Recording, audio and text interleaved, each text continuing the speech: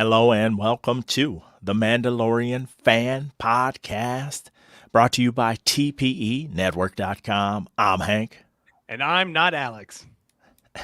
And we are your hosts for this week's episode of the Book of Boba Fett. This is Chapter 3, The Streets of Mos Espa. Well, John, are you ready to get into this? Because I don't think you're ready. No, I'm ready. There's all kinds of stuff through this episode, including the very first scene that I have a lot of information on. Good. Let's go. Oh, go ahead. Alex is off this week. He'll be back next week. Hopefully I can fill in his shoes. Yes. 8D8 gives us a briefing. Mos Espa was divided amongst three families. So we had the Trandoshans. They had the city center. The Equalish had the workers district. And the Klatooinians had the starport and the upper sprawl. So we found out that Bib lined the mayor's pockets. And so we get a nice overview, which I felt like we should have got that in episode 1. What say you? You think that this would be something that you would ask your protocol? Well, he's not a protocol droid, but anyway, you think that you would ask everyone when you sat down, being like, all right, lay out everything that's going on. Right. The groundwork. Yeah. The lay of the land, as it were. Hold on. Before we move on, the very first scene that we have here, you see that spider thing walking, right? Okay. So that is a monk. That is a Gamorrean.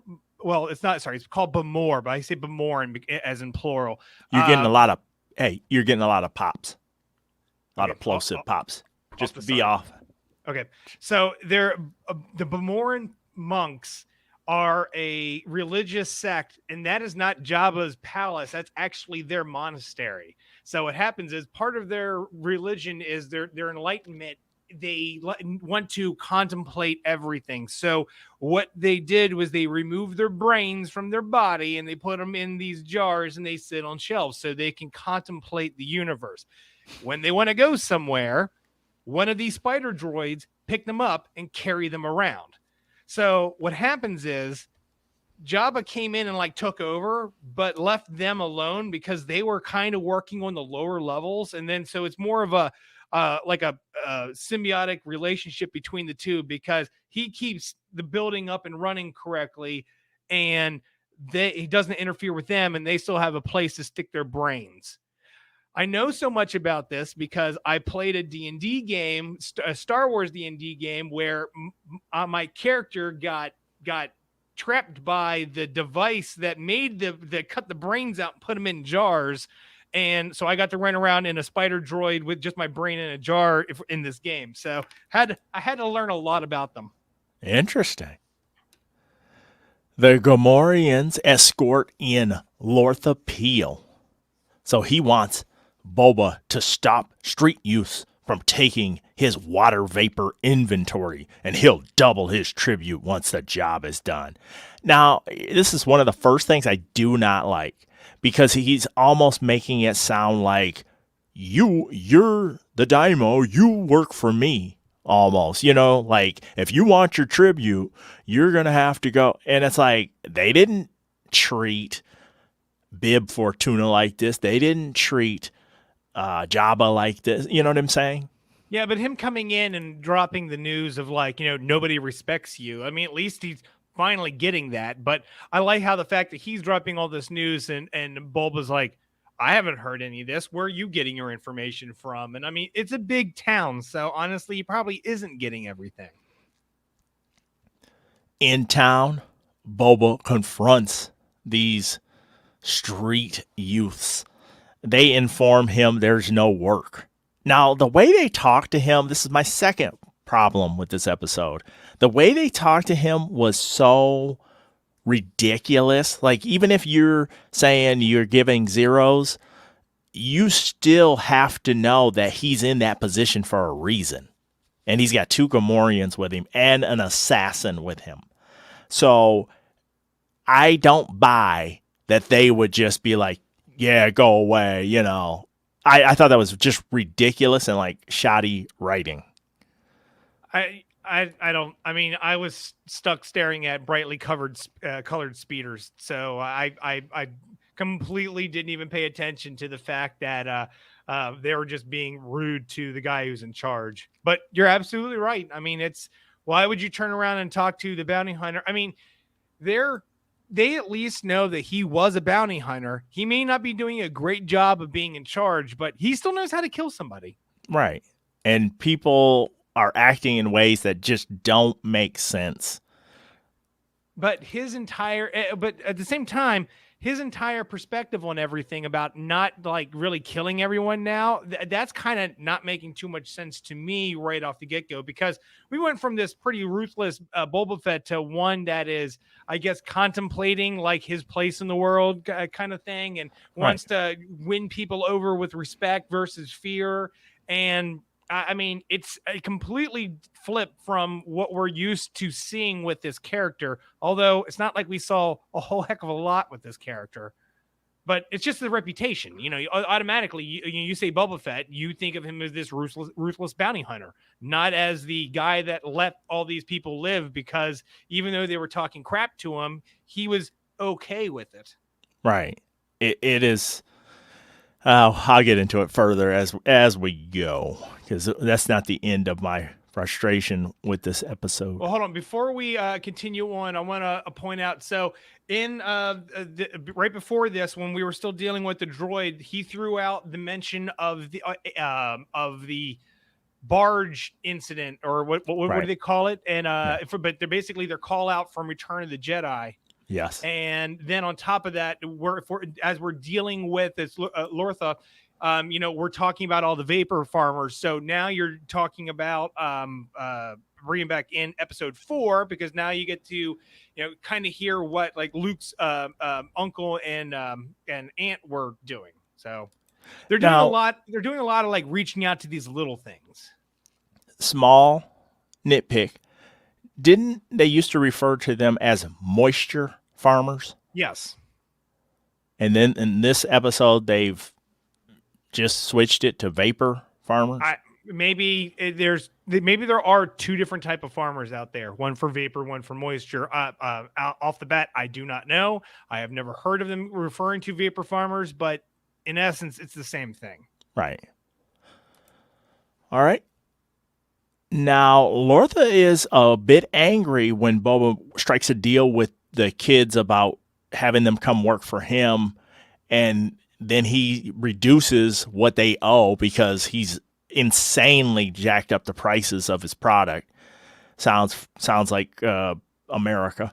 And then and so the kids are going to go work for him, and he just tells Lortha, hey, you're just going to have to deal with it.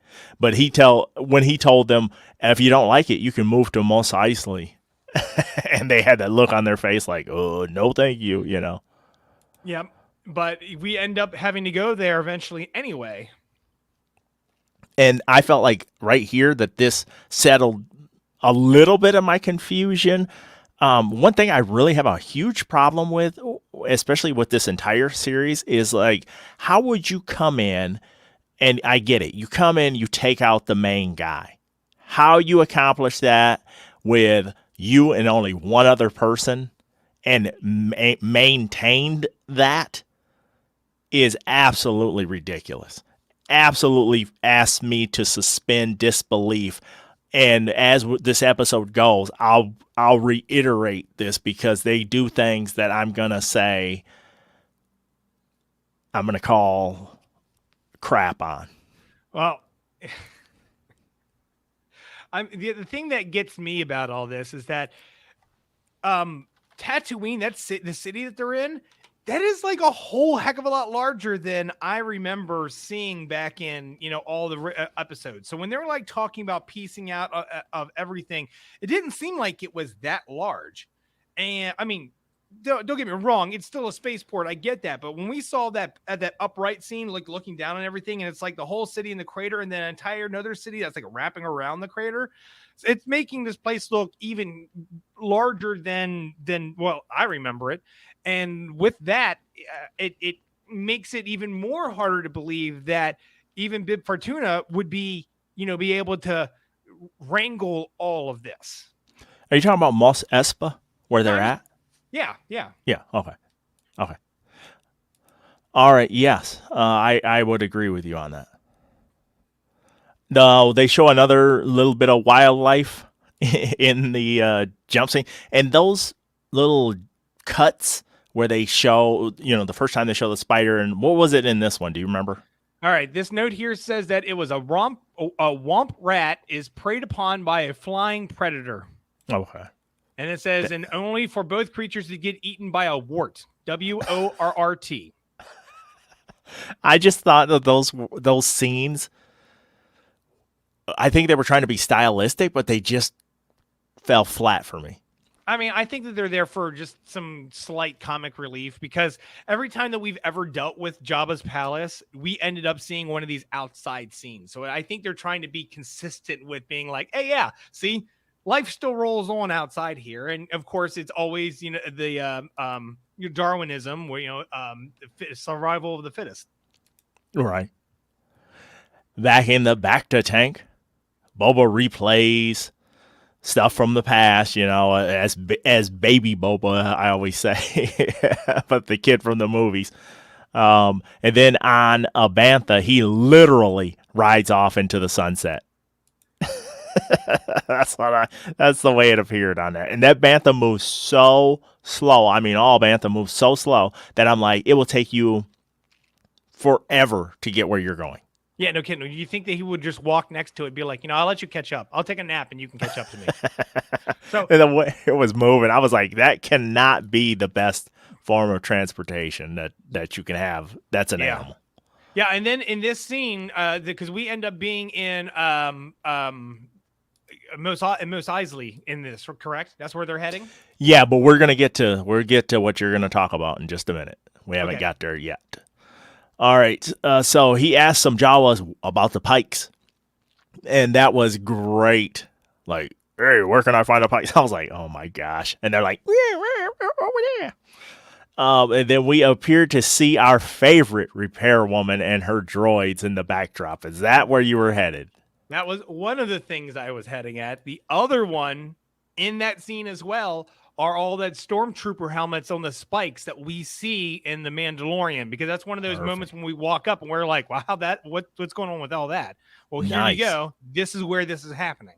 They're like, we do not honor anything here. Mm-hmm. That's good. So Boba is there to collect protection money, and then the Pike he's talking to says, he's already paying protection money out to the Catan Striders. So are they the same as the Nikto Riders? Let me see. I did see something. No, I don't believe so. No. Hold on. It should be. Bulba discovers a camp burned by cinders by the Nikto gang. Yes. So he's like, I'll go take care of them. But too late. Camp is destroyed. This is another thing that is just ridiculous. So how long do you think it took him to get to the Pikes? Oh, days. On a Bantha, days. Okay. Because unless they caught them, how do you even catch them with the what are they? The Mastiff, the dog, the lizard dog. Okay. No, so what's your question with those? How would you sneak up on their camp? Oh, that's well, I mean, we didn't really hear them bark that much, and it really all depends on where they were super alert when he was trying to get away. But they were like, they were also camping at night, and they were there. If there was a party that was out hunting, it may have taken them with them. But I mean, that's the only thing I could think of.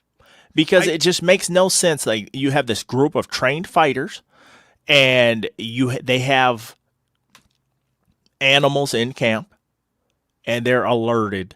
They were alerted anytime Boba tried to do anything, or the other little character tried to do anything.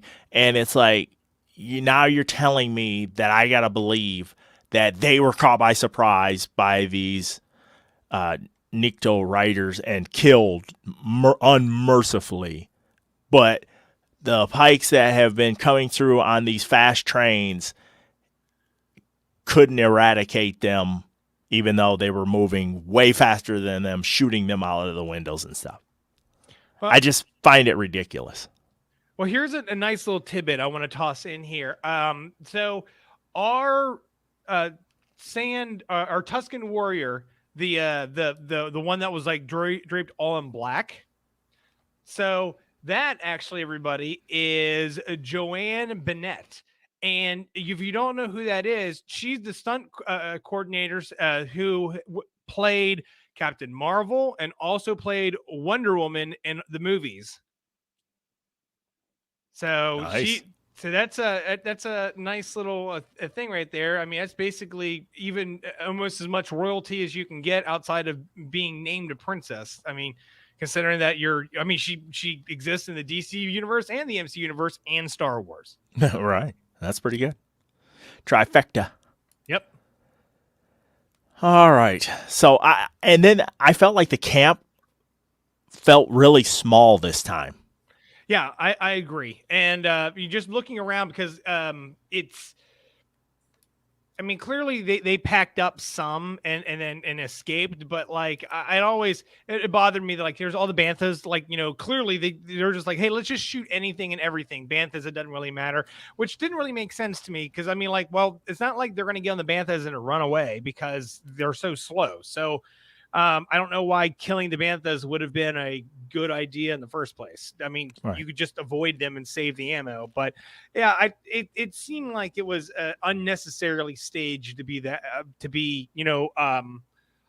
nice callback from A New Hope with our massacre at the Lars homestead. Right. Now moving on. Well, will you Wookiee hear? It's wake up time out of that back to tank from Black Krrsantan. How did he get in? How did he get past an entire group of kids, 2 guards, and an assassin? Yeah. I mean, he's basically more or less an assassin himself. But it's not like, sneaky assassin. He's just like brute force assassin. So you're absolutely right. No idea. He's like 9 feet tall, so he's not tiptoeing, ninjaing around while nobody's the wiser that he's in the building. So he gets by your guards, he gets by your assassin, he gets by these new hires, the Scooby Gang, I call them, and he's just there. Now it's a shocking moment. It's just ridiculous. It makes zero sense. I'm trying not to be so negative, but there's just so many problems with this episode that just drove me bonkers. I mean, the only thing I can think of is that the twins know other ways into the palace outside of just the main entrance. And it's possible that Boba would know all that because it's not like it's his. I mean, it's his now, but I mean, he didn't live there for long enough to actually realize that there might be extra doors. But you threw out shocking, and I wanted to say that our brass knuckle, shocking knuckle thing that our Wookiee has is straight out of the comics. So nice. They're bringing more of the Legend series to life in this. Good. And while this fight is going on, and I actually had to I didn't even notice this. I have to go back and rewatch it just to catch it. But you get to see Boba Fett's whistling birds. Like he has some whistling bird missiles because when he's trying to grab his weapons, we see one of them. Interesting. Okay, so I'll have to rewatch that. Now the street kids to the rescue, the Scooby Gang to the rescue, and then the Gamorreans get wrecked until Fennec shows up and she dumps him in that pit. If you want it done right, make sure Fennec does it. And you notice that she pulled out that knife that we saw. That's actually from Mandalorian as well. Nice, beautiful. And so he's trapped down there. If he already had some friends down there, that would have been a little more interesting. But it's just an empty pit as of right now. Now, I want to say this, and I'm probably missing where this actually took place, but like when then isn't right about now when we got the intro to the Book of Boba Fett, or was it about maybe a little while ago? It was Because a I while ago. swear I watched that and I got to the intro and I'm like, holy crap, that was just like the snippet before the show started. I feel like I just watched 2 episodes there. Oh, okay. Yeah, I think I mean, it so much was well happened in the before beginning this. of that. I was just like, whenever it hit, I was like, oh, it's over already. And then it just rolled into more. And I'm like, okay, never mind. Totally wrong with that. And this was a short episode, too. Mm-hmm. I couldn't help but notice that Fennec eats with gloves on. Okay. Wonder why. I just thought that was really an odd. I don't know. Just a lot of things are odd in this episode. Then the twins arrive, and they're here to apologize. I don't know. I just don't. You've hyped this up, and now they're like, no, there's somebody else that's coming, and you should leave too. Peace out, bro. Here's a gift. Here's a Rancor. I just don't have words for this. I mean, to me, it looked like this. They turn around and realize, oh, guess what? We're all fighting for something that doesn't really exist. And for them to not have to not worry about dealing with Boba at all is the reason why they apologize. Now, here's what I think about the Rancor is that they had their own Rancor, but now they're leaving planets. So now they're like, what are we going to do with this thing? Hey, I got an idea. And now they're just offing like all their miscellaneous loose junk, over to Boba. Case in point, our Wookiee. Oh. So yeah, I mean, if they're leaving the planet, I mean, they do suggest that they're like, if you should take our advice, just leave. But Right. if they're leaving, I mean, I can kind of get this because then it's they don't. Why have not to just even leave? worry about this. Yeah. Well, no, because why then they not don't just have to- leave and you don't have to say anything to anyone? Just be like, but- peace. How the Hutts and all of them work? They know that they would eventually come back for them. Oh. So it's one of those. We're like, look, you know what? We screwed up. Let's not have to worry about you finding us later on. Here's a Rancor. And who delivered the Rancor? Machete. Yes, Danny Trejo. Whenever he rolled up, I was. But I'm like, why? And but why?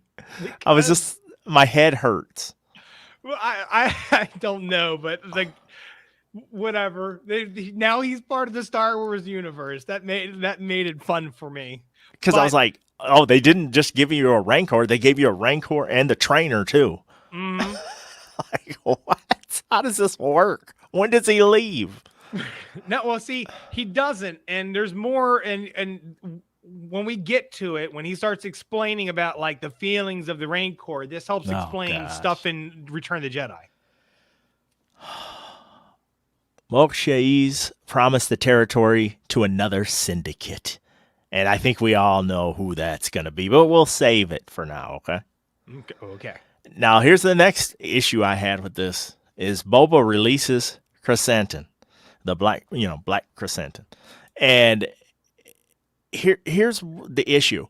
When Fennec says, do you think that's a good idea? And Boba goes, well, it's either that or kill him. You mean like he tried to do to you yesterday? Yeah. That's door number 1 that I would have picked.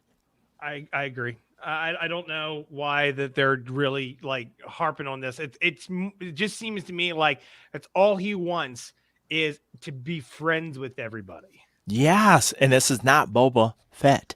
Yeah. They could have taken a clone and just made it any clone and said this is their story. This is what they did. I would have preferred that than this. I mean, you do know that he's already said that it doesn't matter what a clone trooper that they want to show that he'll end up playing it. He's already agreed to play any clone trooper that they need. Oh, okay. I hope he plays them like they appear in other materials and Yes. not Disneyfied like this. All right. The Rancor is depressed. Now we have feelings, and this Rancor is depressed. I could have done without this entire segment. Well, I mean, this gives you insight on why and how the trainer for the Rancor in Jabba's palace was able to actually be in the pit, because that was one of the things I know. I thought, I wondered it too. Like, why does the Rancor not try and eat him? Because he was the first person he saw. But there was something else that we got out of all this that is another connection to the Clone Wars, and that the witches of Danthamor, is that how you say that? Dathomir, that they ride them. Yes. And so that's coming back. We already know that now. Yeah. So now we got that kind of callback. And I mean, it's nice that they're really like grabbing everything. So he had blinders on his entire existence. Maybe they're born that big. Because I'm like, okay, is it he attaches himself to the first one person he sees, but he's never seen the twins. He's never seen the trainer. Yeah, and that's the other thing that gets me is like that trainer was like so like in love with this Rancor, and then lets Boba be the person that he sees first, and I was like, what? Why? Just because he wants to ride it, you're gonna make him what? The mayor is busy for the next 20 years. That is it's kind of like my schedule.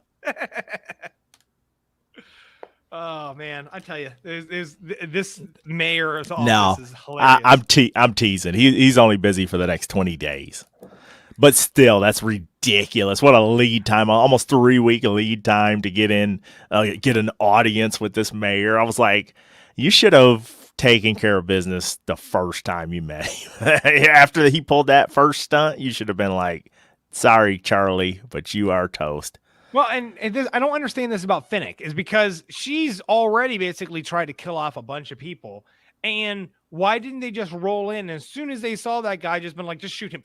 He's just dead. And then, right. Then we're not dealing with him anymore. But instead, we want to have the cheesiest car chase ever. Well, we'll get to that. So in town, Boba's band of misfits barge in, and the assistant stalls and then locks the door and tries to take off. But our favorite Scooby Gang is in hot pursuit, while not C-3PO is in the streets looking confused, as those protocol droids will do from time to time. And let's go ahead. But we're gonna talk. Which one's your favorite, Hank? I hate all of them equally. I hate every last vehicle they had. This is not Star Wars. These vehicles are not Star Wars. Yeah, this is not Star Wars. It's they're 1950s speeders. Vespas. Yeah, one had like 20 mirrors on it. I seen somebody post Go Power Rangers logo over their entrance, and I was like, I can't even do this. I can't do this. I am just so disappointed with this episode. I am so disappointed with this episode. It was terrible. It was fun. Look, man, this terrible. Entire car chase hit every single trope that you could ask for. It didn't go through a window, but instead went through a picture. It almost hit the the person in the carriage or going across the street. Then the entire time I'm sitting there thinking, I'm like, the only thing they need is a fruit stand. And there boom, you go. At the end they hit a fruit stand. Yeah. I'm like, go Scooby Dooby Doo. Yeah. Oh, but that was just too comical. I mean, it seriously, it's like, and also, hey, that picture that was a Ralph McQuire Jabba painting that they destroyed. So it was actually like a legit painted painting. Did you like that the Scooby Gang used their modifications to stop the vehicle? You like their little goofy powers? Yeah, especially like the yellow speeder. I'm gonna keep on those speeders, man. No, you're Ew. right. So yeah, when they jump over and they're like, "You're like, here's all this extra stuff I can do," yeah, and I mean, there was already hinted at that, which makes it weird that they didn't pop more of that when they were fighting Chrysanthemum. How- okay. All right. The mayor is working with the Pikes, and then old Left Eye keep an eye on him. Oh, I didn't mean that in any offensive way. I was like, oh my gosh. He spies them out, and they're going to war, but it's like a dozen of them. This is what I find so utterly ridiculous about this series is you're telling me two people can come in off the person in charge who apparently also didn't have any muscle with them very much or enough. Like at least in the Mandalorian, we saw epic battles where they had multiple Mandalorians battling and they had multiple stormtroopers battling. The battles were epic. This is like one dude gets by, 8 people and goes after the boss. And then 4 people go and try to get this one person and stuff like it's ridiculous. I would just take a force. If I'm any one of those families, I would create a force that's hundreds of people. I would storm them and kill them all, and I would now be in charge. I think that podcasting is not your true forte. You're supposed to be the commander and leader of Tatooine. Thank you. I should be one of the families Yes, at this point. But I'm like, he's got a dozen of them. I was like, you're making my head hurt. Like Mando, the real Mandalorian, would cut through 12 pikes in one episode. Yeah, no, you're absolutely right. The only thing I can think of is that, Boba wants to do I'm trying to do the right thing. He doesn't want to have too much collateral damage where the Mandalorian it's a job. Goes in, he gets the job done. All right, it's time to rate the episode. Do you want to go first or you want me to go first? Oh, no, I want to hear what you have to say. Yes, this episode was terrible. it is absolutely skippable. It is a joke. It is disappointing. It is like somebody doesn't know what Star Wars is and is just like, hey, let's inject the Power Rangers into a Star Wars show. And the way Black Krrsantan, do you remember when he freed him? How he ran off screen all awkwardly? Yep, it was like he was like a scalded dog, like a little scared baby. It was so ridiculous. Everything about this episode is terrible. How does he get to the back to tank to past people? How come they haven't figured out the mayor is full of it? Just all this stuff, and he's going to give everybody chance after chance after chance. So you're in the wrong. If you want a redemption story, you're in the wrong business. Yep. This is a crime syndicate. This is something you're going to have to get dirty doing. And so why do you even want this? If your goal is just to free people and help people and this, then go do that. But don't try to tell this story and then shortchange all of us with a character that was beloved. Yes, was he ruthless and stuff? Of course he was. He was terrible.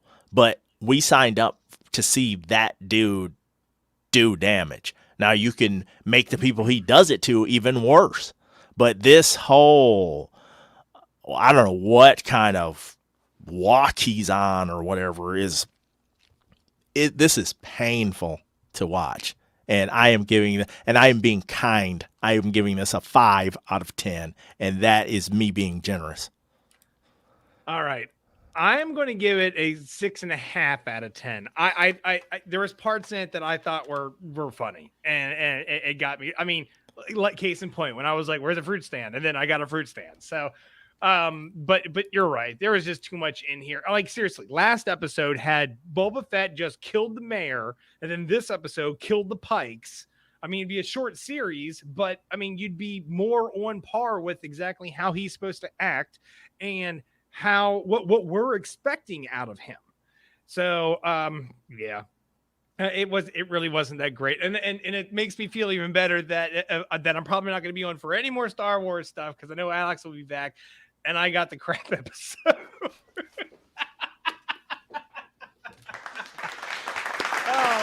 Thank you.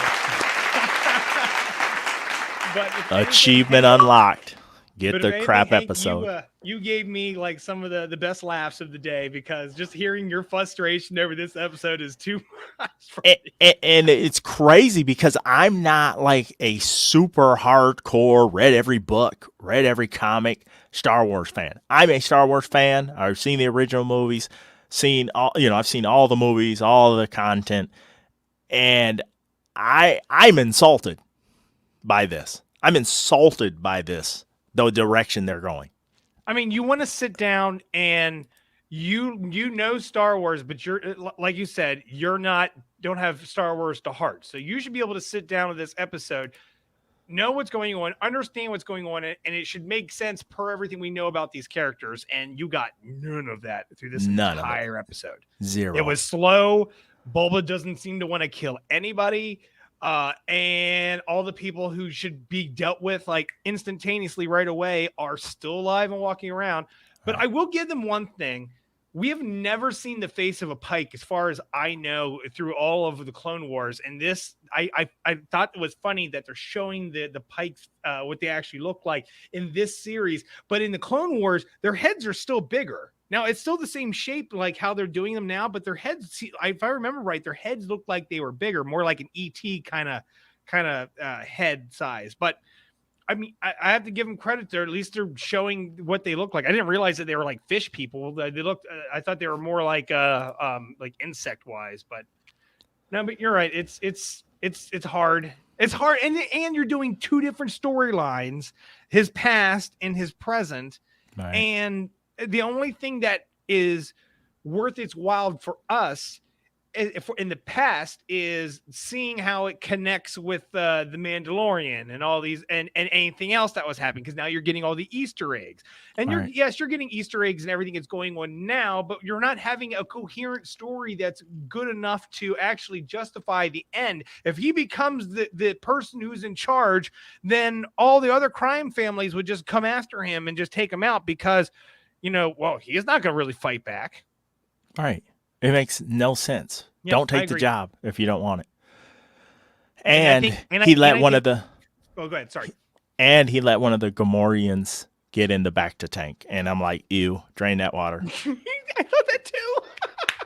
I was like, drain that water. As they're squealing, as they're getting beat up. I was oh my he gosh. got bit in the neck too. So that means like he's going to have like that, like with green blood all over the place. It's going to smell like pig in there now. I'm in the mood for bacon. They'll be like, but hey, keep in mind, every episode now, every single person has told Boba that he shouldn't take the job if he's not going to do the work that needs to happen. So what you're saying is absolutely correct. But the funny part is that even the people in the show are saying that, and he's still not getting the picture.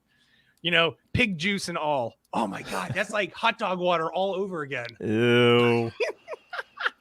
Let's get to some feedback, shall we? Yes. We got a couple pieces of feedback.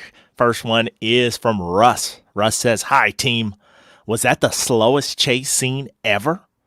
Also, I thought the CGI during the scene was bad as well. Do you agree?" I do agree. Russ. Because they had this part where they had the speeders, they went around something. I think it's when they split up. And when they went around, I was like, that's kind of cheesy. Oh, and the practical effects. I mean, they were using practical effects for the Rancor. But did you notice that when they were moving the Rancor, that it looked almost identical to like Return of the Jedi, as in a claymation thing that they stuck in there, and it was kind of moving by. It didn't look like it exactly fit into the scene, but it was there. So I will I'll give them that. I'll be like, hey, you know what? They're just trying to use old tricks, because why put in a new one? We've already done it before. I get that, but you're right. The speeders that they made bright colors did not get animated. Why would you do that? Why would you be like, hey, everyone, look at these bright things, and then say, okay, and then half editing it as it drives around. So Oh my gosh. Yes. And then all the not all, but some of the fight scenes and like this driving scene are also super slow. yeah. Like it is like I'm throwing a punch. I'm gonna smash you with this. And it's like, whoa, man. Whoa. We need some serious help on this one. I mean, all right. It kind of makes you feel like they're just too old to be able to handle all that. I mean, I don't know. They should just let Fennec just go around doing everything all the time, and then we just know it would be done. Yes. And maybe she should take over. Listen, don't you feel that she might be aiming towards that? Doesn't it seem like that? I hope so. I'm sorry, but I kind of hope she does a turn. I mean, here at the end. How many times has she turned around and has been like, are you sure you want to do that? Why didn't we kill this person? We should kill this person. No, we should. And I mean, I don't get it. Well, if that's the case, then why isn't she running the show? Yeah, I'm okay with that too if they do that. Sorry, not getting out of this Starlight fit. All right, thank you, Russ, for sending that in. We agree with you 100%. Yep. Our last piece of feedback is from Elizabeth. Hi, guys. An abrupt exit for the Tuskens. Yeah, most certainly. Are we really supposed to root for Boba Fett? After all this time, it's easy to forget he's the one who facilitated the terrible events at the end of The Empire Strikes Back. Lots of eye candy in this episode, especially the chase scene. I hope Ming-Na Wen gets to do more soon. Thanks, Elizabeth. Well, at least Elizabeth liked the chase scene. I'm glad she did.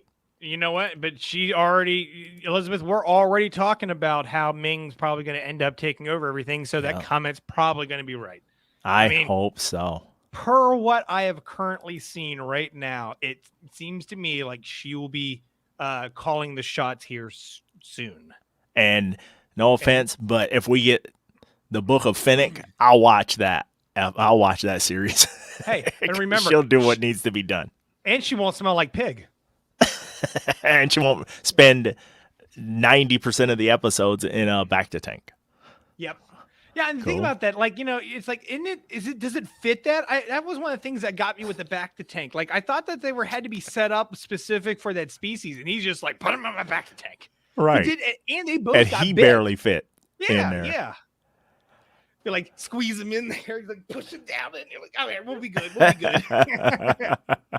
And then how is he going to close his mouth around the tube? Ooh, the breathing tube with the tusk sticking out. He'll drown in there, and they'll be like, yeah, he's fine. I think he's fine. Nope, he's dead.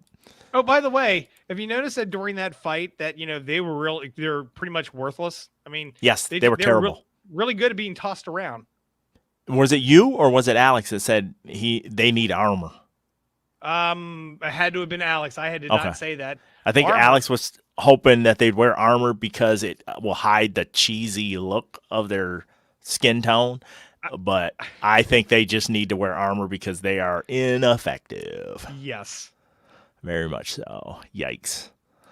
All right, John, anything else? Folks, I hate to be negative about this episode, but I have to call it like I see it, and it just didn't work for me. So if it worked for you, I'm happy for you. And I apologize if anybody's offended that I am so annoyed by this episode, but I really think this was a throwaway episode. The series could have been 6, and and we could have just omitted this altogether. I mean, had they made, again, like I've already said this like 5 times, but had they portrayed Boba Fett per the reputation that he has, this would be a completely different show. Yes, it would be. And it would be a show we would probably love. Yeah. All right. It's weird. It's like, okay, they don't want to do a bad guy show, even though we know that he was more or less a bad guy. But seeing that it's Disney, they want to show the good that's in him, and that's what's making the show bad. Yeah. It's confusing, but yes, it's true. Stop, Disney. Stop. Do better, Disney. Do better. All right. Well, that is going to do it for this diatribe. For John, I'm Hank. Until the next time, we're signing off. See ya. TPE Network. Their